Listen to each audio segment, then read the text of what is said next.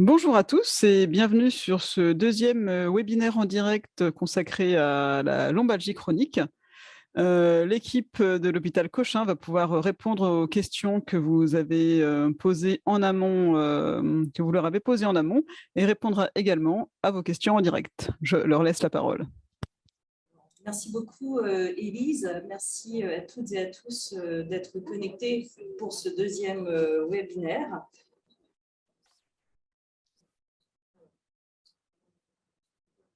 Nous avons juste un petit écho que nous allons…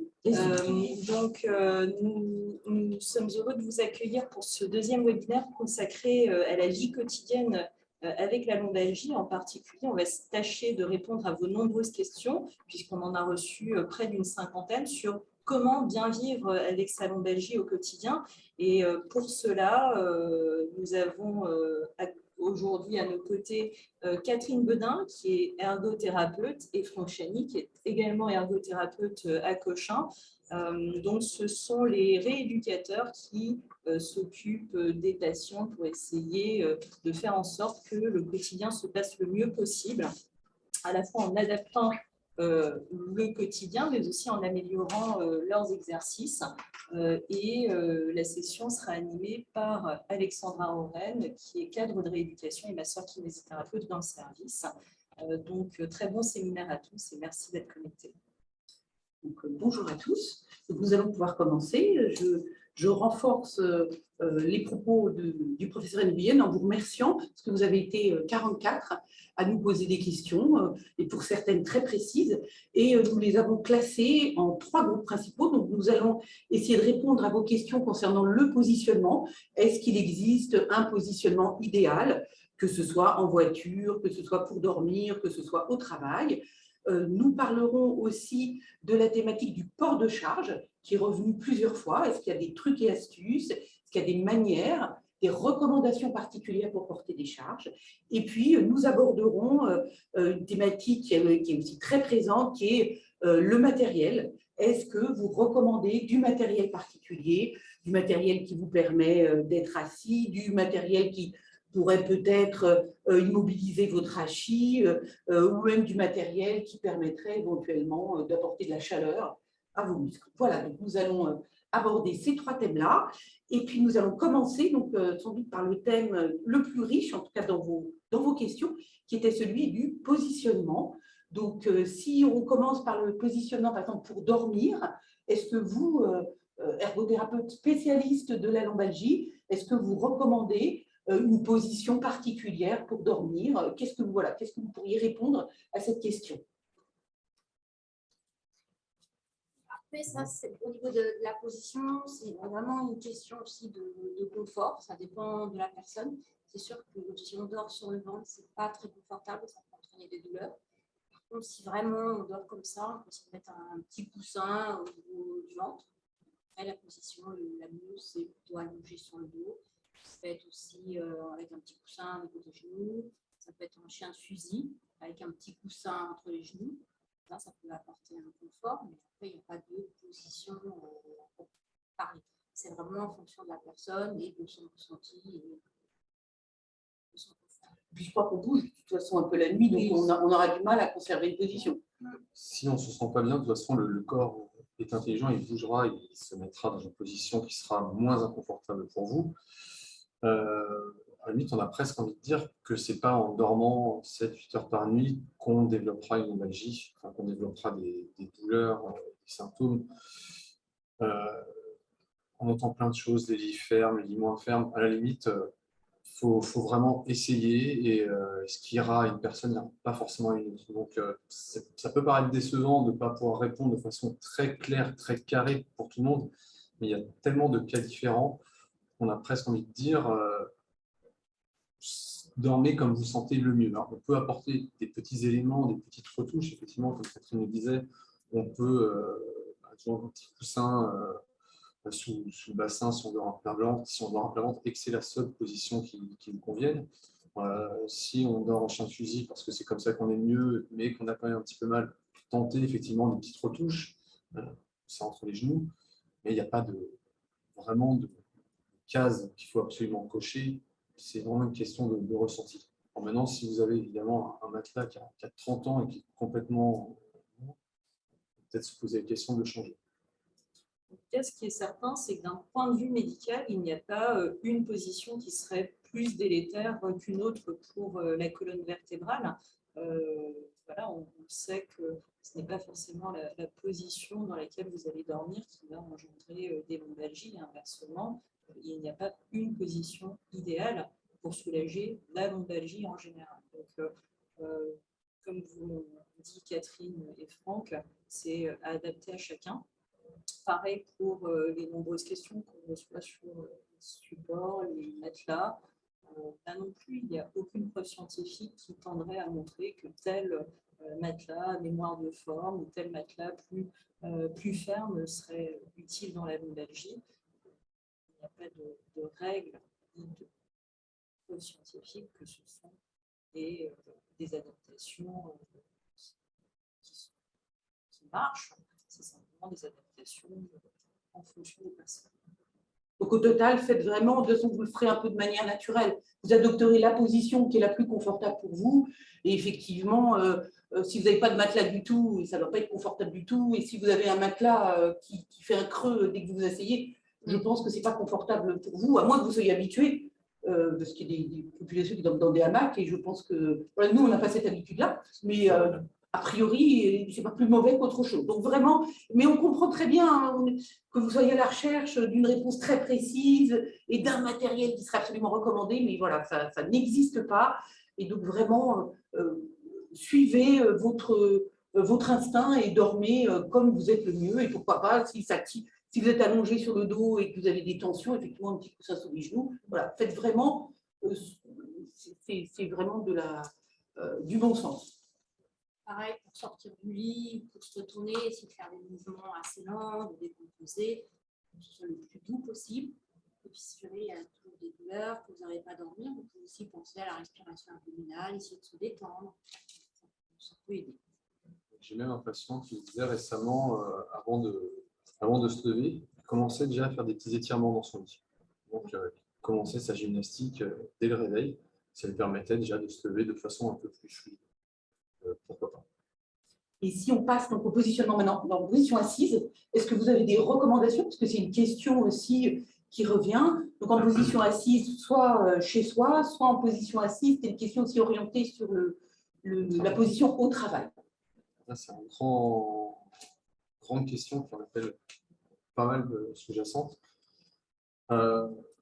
Effectivement, nous, en tout cas en thérapie, en service, on a la chance d'avoir un peu de matériel, de mettre à disposition du patient, de le tester nous-mêmes, de le faire tester, et on a des retours qui peuvent, alors, ça n'a pas une valeur vraiment scientifique peut-être, mais les retours sont concordants.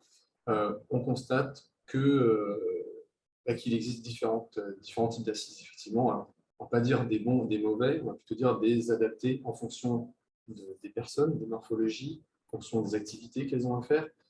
Donc, qu'on soit chez soi en train de faire de sa cuisine ou qu'on soit au travail devant son écran 8 heures par jour, ce ne sera pas forcément la même assise. Qu'on fasse 1m95 ou 1m50 non plus. Donc, ce qu'il faut, c'est, en tout cas à mon sens, mobilier, une assise qui soit modulable et qui suive, on va dire, la taille, la morphologie de la personne et son activité. Donc, c'est pour ça, à mon sens, quelque chose qui est vraiment important, c'est le réglage, notamment en hauteur. Donc, ça ne sera pas réglé de la même façon. Je m'en aperçois tous les jours avec mon collègue qui est un petit peu plus petite que moi. Quand je passe derrière elle sur le poste informatique, je rouspète un peu, je suis obligé de rehausser et le siège et, je réponds peut-être à une future question, le plan de travail, puisque le plan de travail aussi a son importance, on peut le régler en hauteur de différentes façons. Mais pour en revenir aux assises, effectivement, quelque chose qui se règle en hauteur, sur lequel on se sent bien, tout simplement, hein, comme pour le lit, se sentir bien. Se sentir bien, ça veut dire être avec des appuis bien fermes au niveau des pieds sur le sol, les fesses à hauteur des genoux légèrement au-dessus, c'est-à-dire qu'on s'appuie, on prend un peu appui avec les jambes, ce n'est pas seul le dos qui supporte, mais aussi les membres inférieurs. Donc l'idée des sièges tabourets assis debout, par exemple, sans forcément un dossier, est quelque chose qui est bien apprécié en tout cas. Je rebondis sur cette question de l'assise. Catherine dans le chat qui nous demande comment on peut tenir une position assise longtemps lorsque au bout d'un certain temps, ça devient pénible. Je peux utiliser un vieil adage qui dit la meilleure position, c'est la suivante. Ce qui est bon à savoir, même si vous êtes bien sur votre assise, il faut bouger un petit peu. Vos muscles ont besoin de s'étirer, de se détendre. Comme on dit, il faut boire avant d'avoir soif. Il faut bouger avant de se sentir raide du dos. Petite astuce simple, on peut se mettre un minuteur qui vous rappelle toutes les heures, même si ça va bien, de se lever, de s'étirer, de marcher un petit peu. Varier les positions, ça peut être en étant sur la même assise. Par exemple, on a des patients qui utilisent ça chez eux, être assis sur des gros ballons. Ballons de Swissball ou ballons de Klein qu'on peut trouver dans des magasins de sport. On ne citera pas le nom pour ne pas faire de pub, mais que chacun connaît et qu'on peut se procurer, on peut se procurer pour pas cher. Des gros ballons avec l'air qui rend l'assise mouvante, on va dire, vous permet de jamais être vraiment engoncé, on va dire, dans votre assise. Donc, sans vous en rendre compte, vous bougez sur ce type d'assise. Et sinon, sur d'autres assises, il y en a avec des tabourets qui sont un peu inclinables et à bascule, qui vous permettent aussi d'être toujours en mouvement. On insiste sur le mouvement, le traitement, ces mouvements. Même en étant assis, on peut bouger sans s'en rendre compte. Et si on est sur un siège fixe, comme je disais, on peut se lever, se faire des petits étirements et varier le type d'assise. On peut passer d'un tabouret classique à un tabouret assis debout. On peut travailler aussi debout. Ça peut se faire avec des bureaux évolutifs. Le principe, c'est d'anticiper, on va dire, la douleur, l'enraidissement en étant actif et en bougeant. Et puis, on peut très bien, sur une assise normale, et c'est ce que je suis en train de vous montrer, on peut très bien bouger, c'est-à-dire bien avancer sur son siège, et là, en avançant sur son siège et les pieds au sol, et bien faire des mouvements de mobilisation du bassin. Voilà, donc effectivement, et là, pareil, c'est assez intuitif, vous aurez du mal, effectivement, c'est pénible de rester coincé dans une même position. Donc, n'hésitez pas à varier un peu la position de votre rachis, et ça, c'est réalisable facilement par la mobilisation de votre bassin. Après, si vous travaillez devant l'ordinateur et que vous avez la chance d'avoir un siège ergonomique, pensez aussi, c'est ce que disait Franck, à varier les réglages. Parce que souvent, on s'assoit dans le fauteuil, les réglages sont faits et c'est bon. Et vous pouvez aussi régler en fonction, si vous tapez devant l'ordinateur, il faut que le dossier maintienne un peu plus le dos. Si vous lisez un texte, vous réfléchissez, vous répondez au téléphone, vous pouvez incliner un peu plus le dossier, comme ça permet au dos de se reposer. Donc, pas hésiter à jouer aussi sur les réglages. En hauteur, en inclinaison aussi. Puis il y a des petites options qui sont pratiques sur des tabourets ou sur des fauteuils. Donc, on voit beaucoup les roulettes, par exemple, pour se déplacer. Qu'est-ce qu'il y a d'autre aussi? Les accoudoirs, ça peut être bien de se reposer dessus, parce qu'au niveau aussi du rachis. Le repose-pied aussi, on ne pense pas forcément, ça c'est facile à trouver, plutôt confortable. Et puis on disait hier qu'on peut profiter aussi de la position assise pour travailler ses muscles. C'est-à-dire, le fait d'avoir un dossier, vous pouvez et d'avoir un repose-tête, vous pouvez essayer d'enfoncer la tête dans le repose-tête, d'enfoncer vos coudes dans le dossier, parce qu'il va engendrer une contraction musculaire, et donc ce qui va aussi lutter contre cette position d'être totalement tassé et dans une position complètement fixée au fond de votre siège. Donc voilà, ce n'est pas parce qu'on est assis qu'on ne bouge pas et qu'on est inactif. Si j'ai retrouvé petite option intéressante sur les sièges, c'est le fait qu'ils soient sur un axe pivotant. Donc pour aller chercher un document, un gobelet ou que sais-je sur les côtés, ça permet de tourner de façon confortable d'un bloc. Donc c'est une petite option, mais c'est une option qu'on voit quasiment sur tous les sièges dits ergonomiques. On avait des questions aussi en déclinant les positions. Donc nous sommes passés de la position couchée à la position assise. Et la suite, la suite logique est la position debout. Donc vous aviez des questions sur la position debout, et ça revient fréquemment chez la personne lombalgique, effectivement, qui se plaint de douleur, les positions maintenues debout, les positions notamment quand on est obligé de piétiner, quand on fait la queue quelque part, etc.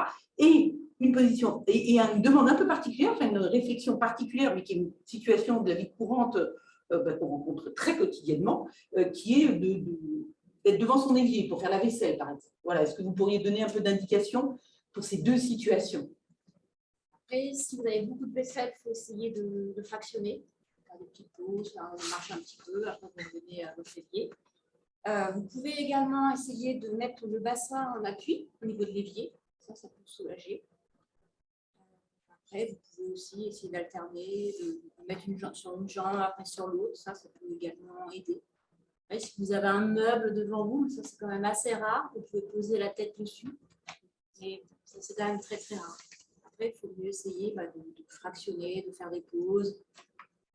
De multiplier les appuis, donc Catherine disait, le front, le bassin, on sent tout de suite un soulagement. Alors, je vais utiliser un exemple très simple, je vais dévoiler ma vie privée, je pèse 72 kg. Si je me pèse en posant ma main sur le plan de travail, enfin le plan d'évier, je descends à 60. En appuyant. Si je pose les deux mains, je descendais à 57. Je crois. Donc, plus on multiplie les appuis, plus on répartit les forces et de façon intelligente. Donc, pour le coup, au niveau du dos, vous sentirez moins forcément si vous pouvez, je vous dis, multiplier les appuis. Ça peut être la main, ça peut être le bassin, ça peut être le front. Ça peut être aussi donc, les pieds, pour refaire un petit mot en arrière, quand on parlait des sièges, notamment les sièges assis debout, donc des sièges évolutifs qui vous permettent de travailler un peu plus haut. Et pour en revenir à la position debout, on a beaucoup parlé ces derniers temps avec le fameux Covid qui s'est invité dans notre société et donc le télétravail. On a eu beaucoup de gens qui étaient mal installés chez elles et voilà, qu'on voyait dans nos services. Et on a eu quelques personnes qui ont eu de bonnes idées et qui ont utilisé qu'on répand autour de nous, ces idées de travailler debout. Alors, nous, ici, on a la chance d'avoir des bureaux électriques. Tout le monde ne peut pas en avoir. Ça coûte un certain prix. Tu veux dire à hauteur variable? À hauteur variable de façon électrique, autant pour moi. Et on peut aussi tricher, un petit peu jouer sur la hauteur sans fil et électricité, mais avec des choses qu'on peut trouver sur des plateformes de vente à distance. Ce sont des plans de travail qu'on pose sur le bureau et qui, tel un accordéon, en fait, vont pouvoir monter jusqu'à 50-60 cm sur lesquels on pourra poser le PC, le clavier. Alors, si c'est un ordinateur portable, ce qu'on conseille, ce sera d'avoir un clavier déporté pour ne pas avoir le clavier à la même hauteur que l'écran, ce qui ne serait pas pratique au niveau des épaules. Donc, il existe quand même beaucoup de choses qui peuvent vous permettre de varier vos positions au travail et vous rendre le travail ou même les loisirs plus confortables.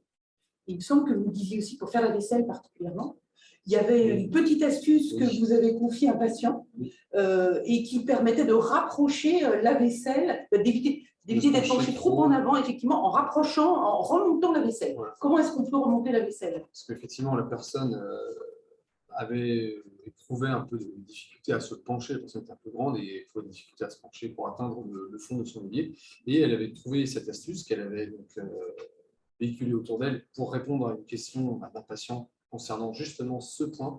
C'est tout simple, elle avait utilisé une bassine qu'elle avait mise à l'envers dans son évier, par-dessus laquelle elle avait mis une autre bassine, donc elle avait gagné peut-être 20-25 cm, et c'était toujours ça de moins pour se plier. Donc elle avait triché en remontant quelque part de façon artisanale son évier.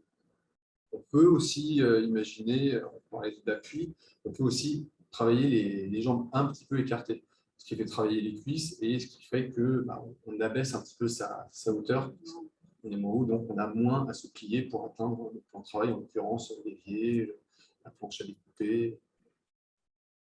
Ok, très bien. Et alors là, nous allons passer à une question qui est une dédicace à Catherine, qui est une spécialiste du jardinage. Nous avons vu des questions sur, et on comprend très bien, le jardinage, ça peut être un vrai plaisir, et que quand on est lombalgique, eh bien, on peut soit craindre de devoir travailler près du sol, soit éprouver des tensions musculaires quand on travaille un peu longtemps près du sol. Catherine, qu'est-ce que tu recommanderais? Puisqu'on peut difficilement lever le sol, enfin encore dans certaines conditions, c'est possible. Mais... Déjà, le jardinage, c'est une très bonne activité pour le dos. Ça permet de solliciter beaucoup de muscles. Ça fait travailler entre autres la souplesse. En plus, c'est une activité agréable en plein air. Donc ça, généralement, c'est quand même positif. Après, effectivement, c'est difficile d'adapter la position, surtout par exemple si vous faites votre potager, le potager va généralement au sol, donc on sera quand même obligé de se baisser. Donc là, il faut essayer de changer de position régulièrement, d'activité. C'est ça le plus dur. Nous, à Cochin, on est amené à proposer cette activité aux patients qui ont mal au dos. On a un petit potager, c'est les patients qui l'entretiennent. Et le plus dur, c'est ça, c'est que quand ils sont lancés dans l'activité, ils ont du mal à en sortir. C'est-à-dire que s'ils décident de désherber, il faut que tout soit fini. Donc, n'hésitez pas à mettre un minuteur, essayez de fractionner. Vous dites pendant un quart d'heure, je désherbe, donc tous en position basse. Après, pendant un quart d'heure, je vais faire la taille. Pendant 10 minutes, je vais arroser ou je vais porter l'arrosoir. Il faut essayer de varier les positions pour que ce soit moins de contraintes au niveau du corps. Après, il faut essayer d'avoir un matériel de qualité. Vous pouvez avoir du matériel ergonomique avec des manches qui sont assez hauts. Dans le commerce, vous pouvez trouver des petits bancs où vous pouvez vous asseoir. Comme ça, vous faites du sol, donc ça c'est plus facile, moins contraignant. Et si vous retournez le petit banc, donc il est rembourré, vous pouvez vous agenouiller. Comme ça, vous êtes plus près du sol, c'est plus facile. Vous avez deux petites poignées pour vous redresser également. Ça peut se trouver dans les magasins de bricolage. Et essayez d'alterner les activités. De pas, si vous avez un grand jardin chez vous, ne vous dites pas je fais ça pendant plusieurs heures jusqu'à ce que ce soit fini. Même si la douleur, vous avez pas mal, la douleur peut apparaître après. Il faut essayer de ne pas hésiter à faire des pauses, à s'étirer. Voilà. C'est une question de bon sens. Mais le jardinage, c'est très très bon pour le dos. Je voudrais que c'est une activité quand même très complète et qui permet en fait aux patients dans de nombreuses circonstances de se rendre compte qu'il y a des mouvements qu'ils craignaient et qu'en fait ils sont tout à fait capables de réaliser sans douleur, souvent, enfin sans douleur ou avec une douleur qui est finalement assez bien contrôlée et qui ne les empêche pas de réaliser la tâche de jardinage et qui peut tout à fait se transposer à d'autres tâches de la vie quotidienne. Typiquement, on sait que les patients lombalgiques ont cette crainte de flexion lombaire, de se pencher vers l'avant. Il faut savoir que la colonne vertébrale est faite pour ces mouvements-là, elle est conçue pour ces mouvements-là. Jamais personne n'a été conçu pour rester tout droit, sans bouger, en se mobilisant en bloc. Ça n'existe pas. Donc, c'est une idée reçue. Et je pense que le jardinage ou d'autres activités illustrent bien ce fait que la colonne vertébrale est faite pour tolérer des amplitudes de mouvement qui sont celles dont on a besoin pour faire le jardinage ou d'autres activités du quotidien. Donc non, la colonne n'est pas faite pour rester tout droit sans bouger. Et le jardinage, un petit supplémentaire par rapport à la vaisselle, c'est que c'est une tâche qui peut être plus créative et qui peut apporter plus de plaisir. Voilà, donc oui, nous, tous les patients qui ont cette appétence et puis cette possibilité. Mais tu disais que de toute façon, c'est vrai que maintenant, dans les balcons, sur les balcons, puis on peut avoir des choses un peu suspendues. Un peu. Et suspendu, oui, sur son balcon, en pleine ville, on peut effectivement se donner un petit plaisir. Et le terme de plaisir est fondamental. Pareil, il y a des patients chez qui on conseille du sport, ils nous demandent lequel, on a envie de leur dire, choisissez quelque chose qui vous fait plaisir et que vous ferez. Parce que si on dit à quelqu'un qui n'a jamais couru, allez courir ou aller nager alors que la personne a peur de l'eau, on sait que ça ne sera pas suivi. Donc les meilleures activités sont celles qui procurent du plaisir et le jardin, en tout cas, ce qu'on en voit, coche les cases. Et donc, on va passer de manière très naturelle du jardin au port de charge, parce qu'effectivement, pour entretenir son jardin, il y a nécessité, effectivement, tu disais, de transporter son arrosoir, de transporter du terreau, etc. Et ça, c'est une interrogation aussi qui revient beaucoup, avec sans doute un sentiment que c'est des tâches qui sont absolument obligatoires. Hein, quand on va faire ses courses, on va porter des charges. Une crainte aussi de renforcer sa lombalgie quand on porte des charges. Quel conseil est-ce que vous pourriez donner ? De continuer à faire ses courses, malgré tout. Alors c'est vrai qu'à l'ère où il suffit de cliquer et on se fait toujours tout livrer, il ne faut pas céder aux sirènes, il faut quand même de temps en temps se dire, allez, je me prends en main, j'y vais, je descends mes 2 étages à pied par exemple. Surtout quand vous allez bien, tentez pas le diable, portez pas 3 packs d'eau d'un seul coup, mais faites un petit peu des courses, ça sera des petites choses qui, mises bout à bout, apporteront des petites victoires sur vous-même et vous permettront de voir que vous êtes capable de faire et de refaire. Après, c'est une notion qui revient aussi, le bon sens. Éviter, si ça va bien, de dire voilà, je suis à nouveau Superman, je peux tout faire. Non, allez-y de façon modérée. Et au lieu de porter 3 packs, vous n'en portez qu'un seul. Au lieu de porter tout d'un côté, vous fractionnez. Comme on disait, fractionner aussi, c'est un mot moteur. Donc, vous répartissez. Vous pouvez porter très bien un sac dans la main gauche, un sac dans la main droite, pourquoi pas un sac à dos avec éventuellement des sangles ventrales, pectorales, pour une meilleure tenue. Vous pouvez utiliser ce que nous on appelle dans le jargon des aides techniques, on va dire des ustensiles qui peuvent vous faciliter la tâche et la rendre plus facile, comme des caisses à roulettes. Personnellement, j'utilise ça quand je fais des courses, c'est quelque chose qui se plie, qui ne prend pas de place dans le coffre. Et quand j'arrive avec mon pack de lait, sac de litière ou que sais-je, je le déplie, je sors le manche télescopique et puis de la voiture chez moi, je tire plutôt que je ne porte. C'est pour me faciliter la vie. C'est une question aussi de confort, de bon sens, de côté pratique.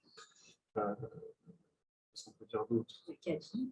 Le caddie à Après, roulettes. il y a les caddies à 3 roues, ça c'est encore mieux. Il y en a qui sont assez hauts, donc c'est confortable, plus agréable. Et il y a même des caddies que vous poussez, le principe de la poussette. Aussi, mais oui, comme tu dis, faites vos courses, même des petites courses, essayez. Ça permet de s'entretenir, de travailler la souplesse, on se muscle un petit peu parce qu'on est obligé de porter. Donc là, évidemment, pour porter quelque chose de lourd, notamment si vous voulez prendre un pack d'eau qui est au sol, on vous conseillera de plier les genoux, de serrer les abdos, les fessiers, d'utiliser tout le corps, de gainer au maximum. Et ce qui sera de façon assez intuitive. Voilà, et bien sûr, ça, bien sûr, si personne ne va essayer de soulever son réfrigérateur tout seul, parce qu'il ne va pas y arriver, et que ça va bien dépasser, à part si vous êtes champion olympique, que ça va bien dépasser vos capacités. Mais bien sûr, pour soulever quelque chose de léger au sol, n'ayez pas peur de vous rapprocher du sol, et bien sûr, vous pouvez vous pencher en avant. Voilà, tout est question de bon sens. Pour quelque chose de lourd, effectivement, comme tu disais, vous allez instinctivement rapprocher la charge de vous-même, et vous allez même vous mettre en apnée sans vous en rendre compte. Voilà, donc c'est vraiment du bon sens. Et là encore, si vous êtes dans un bon état physique, avec des muscles qui sont forts et endurants, eh bien l'effort de porter quelque chose vous paraîtra bien moindre. C'est toujours cet équilibre entre ce que votre corps est capable de fournir comme effort et l'effort que vous allez lui demander.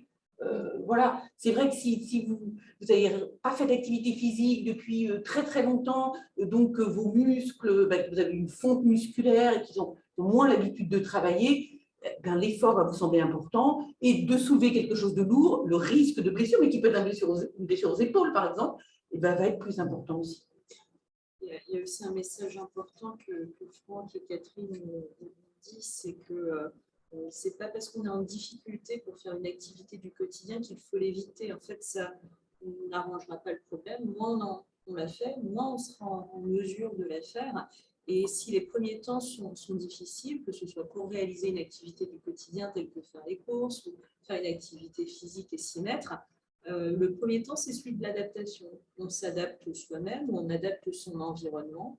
Donc, Franck et Catherine vous ont cité quelques exemples d'adaptation de son environnement pour faire les cours plus facilement.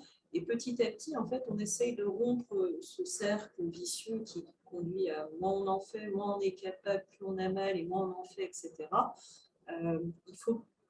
Le début est toujours un petit peu délicat. L'accompagnement par des professionnels comme les ergothérapeutes, les kinésithérapeutes est vraiment utile à ce moment-là. Et puis après, c'est vous-même qui vous rendez compte que les choses sont rendues plus faciles à partir du moment où vous vous entraînez dans le quotidien à les faire. Les cours, c'est peut-être pas folichon, mais c'est du lien social quand même. Voilà, c'est quand même d'aller, c'est la réalité de la Il y a des vie. personnes qui se fait plaisir. Oui, mais c'est vrai, c'est quand même. Mais non, mais c'est quand même aller. C'est pas forcément toujours un plaisir. C'est pas toujours un plaisir, mais effectivement, je crois qu'éviter l'isolement social, qui peut être une des conséquences d'une douleur chronique. Et donc sortir, faire l'effort de sortir, c'est voir l'autre, voir la caissière qui peut sourire de temps en temps. On se projette comme ça, on essaie d'imaginer qu'est-ce qu'on va cuisiner, quel plat, quel bon petit plat on va faire. Donc c'est plaisant. Et il y avait donc une intervention très intéressante là, dans les réflexions qu'ils nous ont faites sur effectivement pourquoi est-ce que l'espace au travail ou dans les magasins n'est pas mieux organisé, c'est-à-dire les choses lourdes à hauteur et les choses lourdes pas en haut de la pile et les choses légères, par contre, effectivement, plus près du sol. Donc ça, est-ce que c'est des choses, c'est des recommandations que vous donnez, par exemple, même au travail, là? Est-ce que c'est des choses que vous discutez avec les patients? Ça peut être plus pour l'aménagement du domicile, notamment de la cuisine. Les choses dont on se sert le plus, on met ça à portée de main, dont on se sert le moins, un peu plus en hauteur.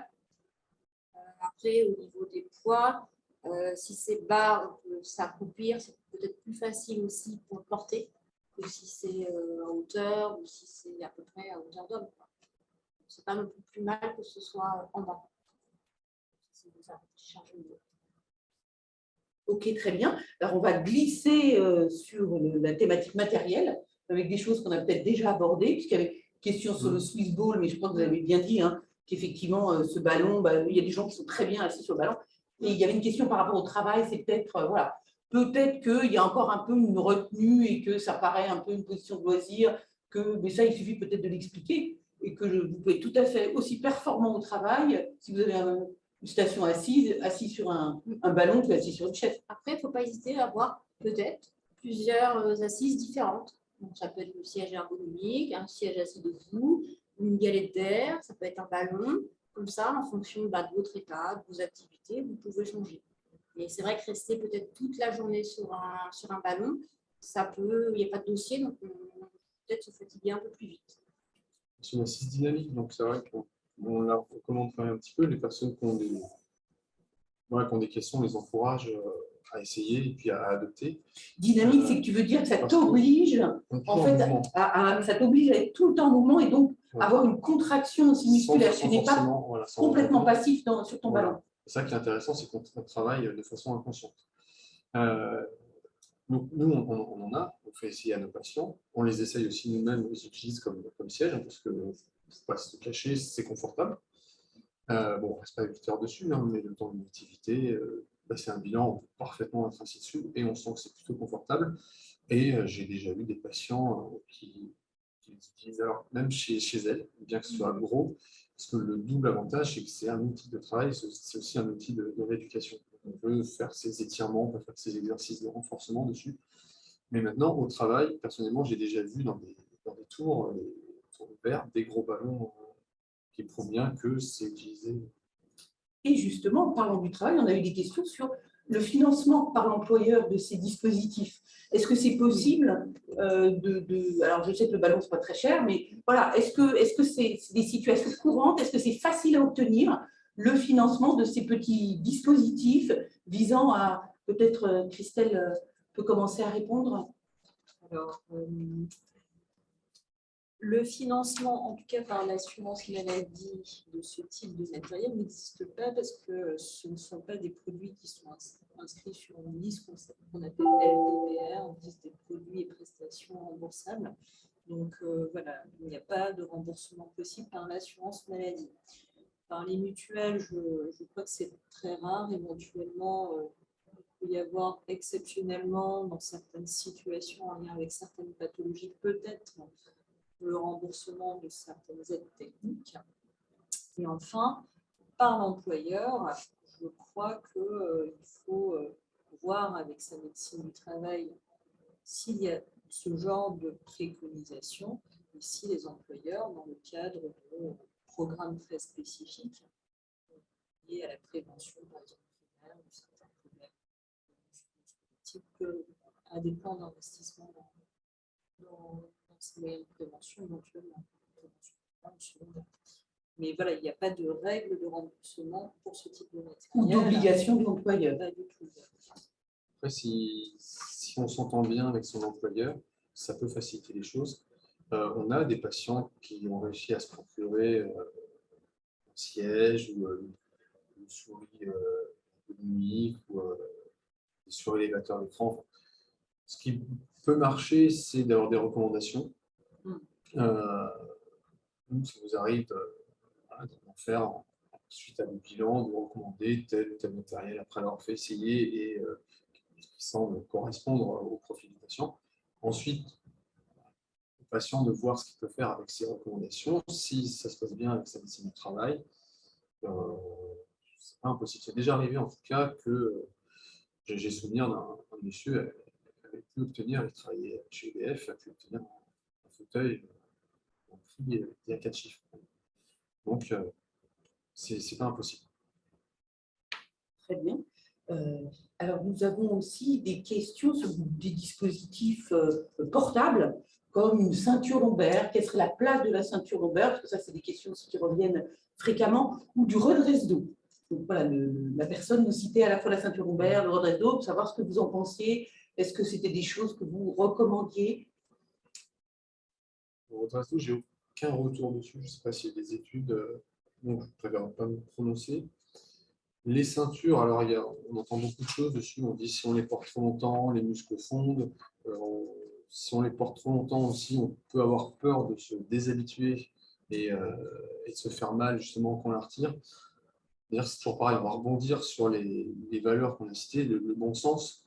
C'est-à-dire que si ça vous rassure, si vous vous sentez bien avec, si vous sentez que ça gaine un petit peu autour de votre ventre, de votre dos, quand vous allez déménager, quand vous allez faire du jardinage, pourquoi pas. Il faut que ce soit vraiment ponctuel et tout en sachant que même si ça gagne, le meilleur gainage, c'est le vôtre au niveau musculaire. Maintenant, c'est vrai qu'au niveau de la confiance, ça peut rassurer. Et si ça peut vous permettre de faire quelque chose que vous ne feriez pas sans, dans ces cas-là, il n'y a pas de souci. Vous pouvez ponctuellement utiliser les fameuses ceintures lombaires souples avec velcro qui viennent gainer un petit peu, comme on peut voir notamment chez les travailleurs de force avec les ceintures de cuir pour l'homme le plus fort du monde, etc. Voilà, c'est une forme des déménageurs. Complètement.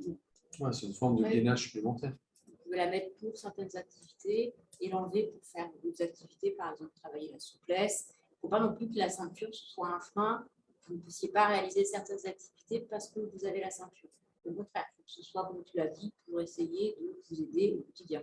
Déménager, jardiner, pourquoi pas.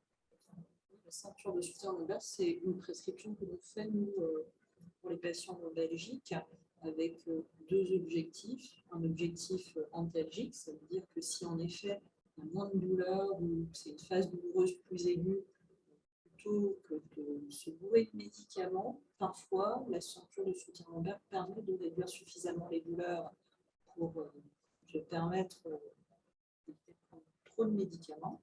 Donc un peu à la demande. Et puis, à la demande aussi dans les situations où c'est utile. Mais il n'y a pas de règle de prescription, ce n'est pas une obligation, certains patients n'en ont pas besoin. D'autres chez qui ça en service peuvent tout à fait l'apporter. Et le deuxième élément que j'aime bien rajouter, c'est que ça n'enlève pas les muscles, en fait. C'est un soutien lombaire. Au contraire, si ça vous permet de faire davantage d'activités, notamment debout, plus longtemps debout, de marcher plus de temps que sans la ceinture, en fait, vous allez travailler davantage sur le plan musculaire et le fait de porter une ceinture n'inhibe pas du tout les muscles lombaires. Donc, c'est une fausse croyance très répandue qui empêche certains patients de passer le cap de porter une ceinture alors qu'elle pourrait leur être utile.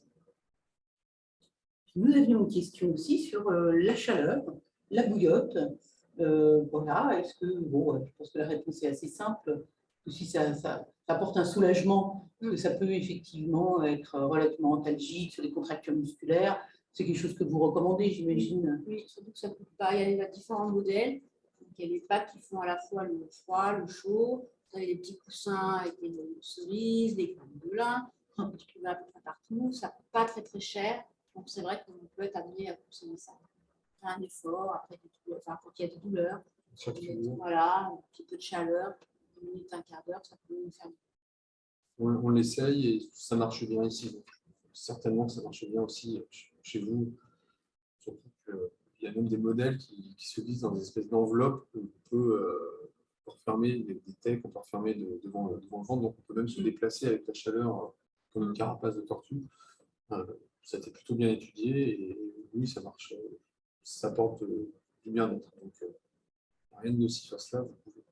La question était, alors, on mettrait plus du chaud que du froid, parce que sur des articulations périphériques, comme le genou, quand le genou est douloureux, on a tendance, ou en tout cas, on nous recommande de mettre du froid. Alors, je ne sais pas, le froid, c'est peut-être… Plus inflammatoire, ouais, des chocs, ça permet c'est moins confortable dans le dos quand même. De toute façon, quand on prend une douche, généralement, on prend une douche chaude, donc ça nous fait du bien, plus qu'une Ça détend les muscles, la chaleur. Donc, là, pour le coup, le chaud l'emporte sur le froid. Écoutez, alors moi, je crois qu'on a fait le tour là, des différentes questions, qu'on a abordé nos 3 points, de positionnement, de matériel, de porte de charge. Je ne sais pas s'il y a des questions directes. Oui, alors j'ai Florence qui nous indique en fait que la MDPH peut financer en partie des adaptations sur le lieu de travail si le patient est reconnu travaillant handicapé. Voilà, alors MTT qui nous demande finalement comment on gère le cocktail douleur chronique et fatigue chronique. Est-ce que, de votre point de vue, il y a des choses qu'on peut proposer pour mieux vivre et sa lombalgie et sa fatigue chronique? Je pense que c'est l'association des 2 webinaires en fait. C'est l'association essayer de trouver une activité physique en endurance d'intensité modérée qui vous permette, et on le sait, maintenir une activité physique permet de lutter contre ce syndrome de fatigue chronique. Alors, s'il n'a pas été exploité, il faut quand même l'explorer d'un point de vue médical. Et puis, pour la fatigue chronique, telle activité physique et adaptation du quotidien marche en général assez bien. Peut-être de façon générale, se définir des objectifs qui soient précis et atteignables. Voilà, c'est toujours la même chose. Effectivement, si vous sentez fatigué, une lassitude, et puis des douleurs, même si ces douleurs sont constantes, etc., votre objectif, vous ne pouvez pas vous fixer comme objectif de ne plus avoir mal du tout, puisque ça, c'est un objectif qui sera inatteignable et qui sera difficilement mesurable, puisque c'est votre ressenti, et puis de faire un marathon. Vous courez à l'échec, mais ça sera peut-être de fractionner aussi, c'est-à-dire si vous n'avez pas marché depuis longtemps, de dire je vais marcher 10 minutes, puis je vais me reposer, et puis après finalement ça s'est bien passé, puis progressivement je vais réentraîner mon cœur, mon appareil cardio-respiratoire, je vais être capable de monter un étage, puis après je vais voir que c'est réalisable, 2 étages, et puis se fixer comme ça des objectifs précis, progressifs. Ça peut vous aider à effectivement renforcer la confiance que vous avez en vous-même et puis mieux vivre cette fatigue que vous ressentez de manière chronique et cette douleur que vous ressentez de manière chronique. Et essayer de prendre du plaisir à faire les activités. Donc du jardinage. Voilà. Il faut prendre conscience du plaisir qu'on a et des petites victoires qu'on a à monter un étage, puis à marcher 100 mètres de plus que la veille. Et ça, plus ça, font que on fera beaucoup plus de choses. C'est une évidence. Bon, je crois qu'on va bientôt maintenant conclure ce webinaire. Merci à toutes et tous d'avoir répondu aux questions de Comparnote. Et merci à tous d'avoir assisté au séminaire. Donc, je vous rappelle que c'est très important de continuer de compléter les autoquestionnaires que vous recevez sur vos comptes Compare. On est aujourd'hui plus de 2000 participants dans la cohorte lombalgie chronique. Donc, continuez de participer, de partager vos expériences du quotidien. Et pour ceux qui ne sont pas encore inscrits sur Compare, inscrivez-vous sur Compare. La communauté de patients pour faire avancer la recherche. Et juste pour information, le 3e webinaire consacré à la lombalgie est prévu le 30 juin 2022 à 18 h. Et nous aurons le plaisir de revoir Catherine et Caroline, qui est psychologue, et qui vont répondre à vos questions sur la gestion de la douleur. Comment fait-on la douleur au quotidien? Merci à toutes et à tous. Oui, merci beaucoup, merci des questions. Alors, on s'excuse, on n'a pas pu répondre à toutes les questions puisqu'on essaye quand même de se concentrer sur le thème. Et je crois que vous allez avoir, si vous voulez revoir le webinaire précédent, vous allez avoir de nouveau le lien. Donc, pour les questions de l'activité physique, je crois que certaines réponses peuvent vous être apportées si vous souhaitez revisionner le webinaire précédent. En tout cas, merci beaucoup de votre participation. Et vous voyez, ça nous a un peu poussé dans nos retranchements et ça nous a permis de faire une synthèse et de répondre sans doute de manière plus précise la prochaine fois que le patient nous posera la question. Donc, merci beaucoup. Merci. À la prochaine fois. À bientôt. Au revoir.